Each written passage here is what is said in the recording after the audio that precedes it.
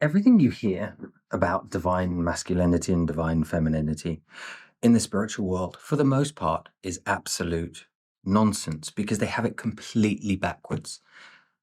People talking about what they are and how each differs, and divine masculinity is to do with a man and divine femininity is to do with women. What they are actually talking about, and how do we say this? They're talking about gender roles.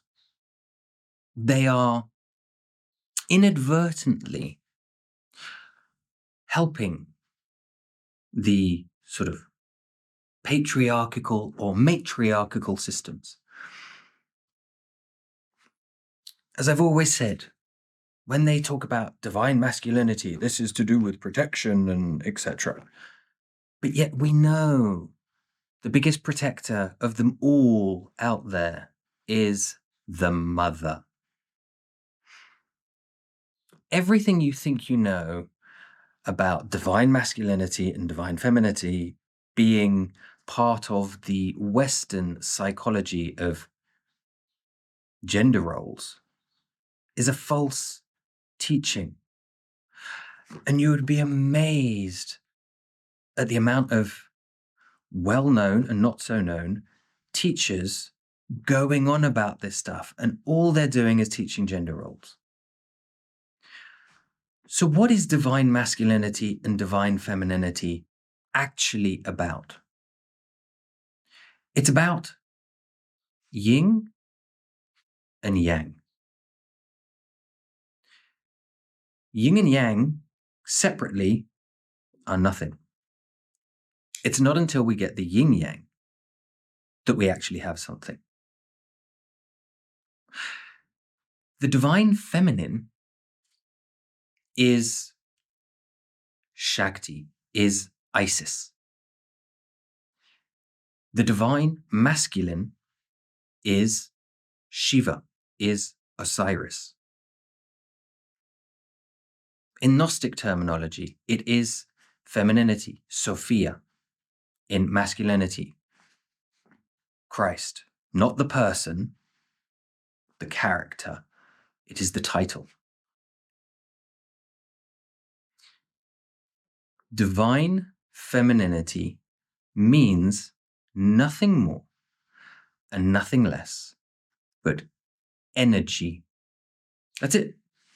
Not masculine energy, not feminine energy, because there is no masculine energy and feminine energy. There is only energy.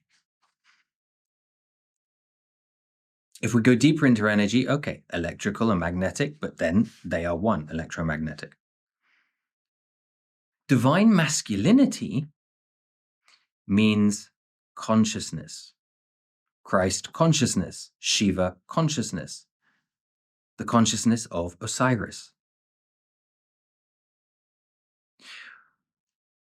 Within us, we all have energy and we all have consciousness. Consciousness by itself has no movement. We have no way to connect with it. Some people might argue that no, non-dualism in one particular school is about over-intellectualizing things and processing things until we reach that state of oneness. So it's all ego, it's all I, until we reach the state of oneness. No, we have to get rid of the ego, we have to get rid of the I to reach the oneness. Yet without energy, and it's funny, within the particular school I'm talking about, if you look at the roots of this, of the forefathers of it, they all had, and foremothers of it, they all had energy running through them. They were all able to connect with people sitting in the stillness. There was energy. And so to connect to the consciousness, we need the energy.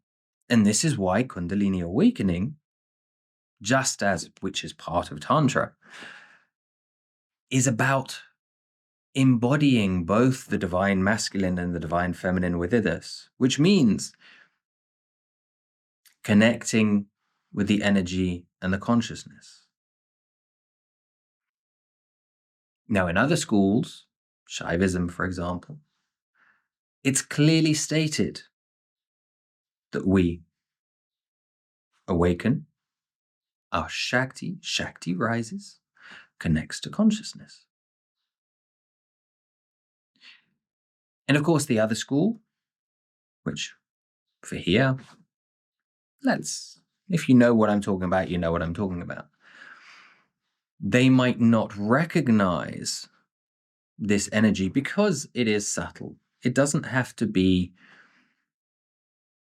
a Kundalini Awakening, if it's done right, doesn't have to be this massive, profound, out-of-body experience. It should be soft. It should be subtle. It should be sweet.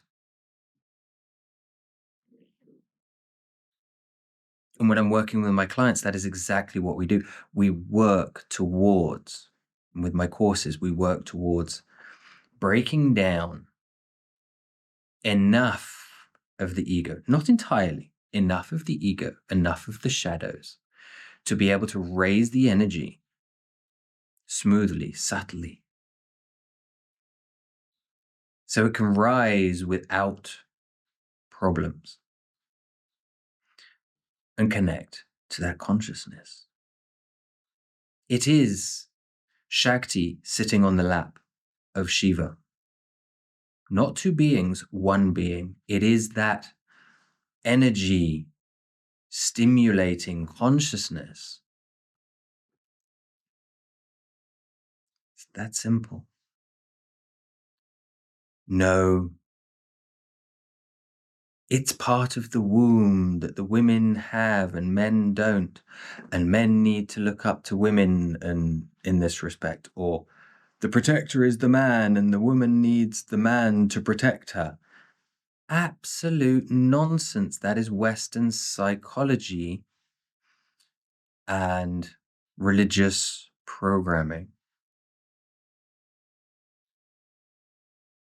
The shield maiden is just as powerful a warrior as the man, as the Viking, whatever we want to call it, however we want to dress it.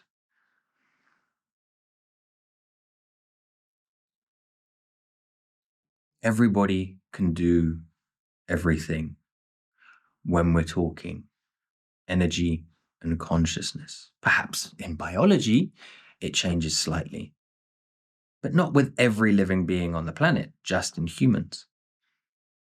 And just as humans like to make everything human, naming their cars, their plants, to humanize them. So in the past, did they humanize energy and consciousness? They made one feminine, one masculine to make it easily understood. That's it. Easily understood. It then got twisted. So if you want to really learn about this without all that psychological gender role nonsense, if you want to go deep, if you want to learn to raise the energy and connect it to consciousness, to create energy consciousness, just like there is no time and space that are separate. Space-time is relative. So is energy consciousness relative. If you want to learn these things, go to theawakeningenergy.com. Come take a training with me. Come take one of my programs. Learn to do this properly without all that nonsense that so many people talk about. Check out some of my other videos if you wish to learn more on this channel. You also have my other channels. I have a Reiki channel, Reiki by Skeed. or Reiki. I can't remember the name of my channel. Huh. Reiki internal healing or something like that. You put into search Reiki and Skeed, it'll come up. And my other channel, which is the Awakening Energy Transmissions for Shaktipat transmissions. So you can feel the energy transmissions I do, which are part of the work we do, because most of the work isn't in what I say here. It is in the work that is done. It is in the shadow work. It is in the energy work. For the biggest teacher is held within that silence. So check out some of my other videos. And then if you want to go further, you know where to find me, theawakenenergy.com. And of course, don't forget to subscribe and share the video. I'll see you again.